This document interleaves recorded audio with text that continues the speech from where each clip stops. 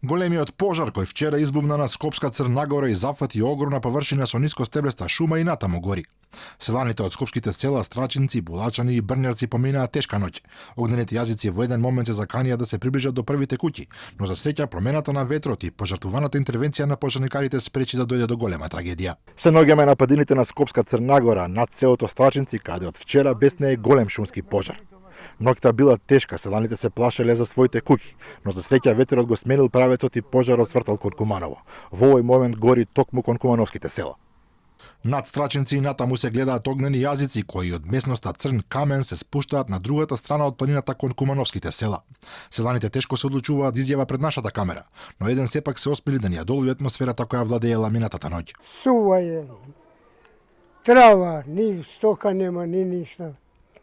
После запали. Авионите после и тие не може да го гасат. Те днеска, дај Боже да го гаснат. Што? Така, имаше паника во село поради пожарот, нервоза. Како нема нервоза, се плашат деца. Да не беат. Па да дуваше ветерот наваму.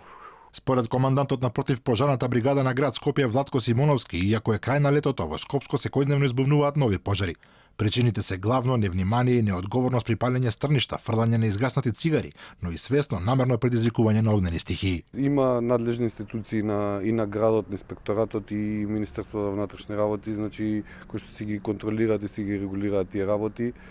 Ние сме должни на секоја пријава на 193 да интервенираме, така да е во моментот сега додека ја снимав, додека ја давам изјавата, видовте дека се упати две возила за викендица во Марков манастир.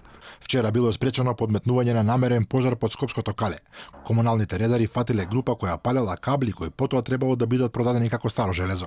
Надлежните велат дека ова е голем проблем и дека и покрај заакнатите контроли столителите ретко се фаќаат и казнуваат, иако со своето несовесно однесување не само што го загадуваат воздухот, туку потенцијално може да загрозат и човечки животи.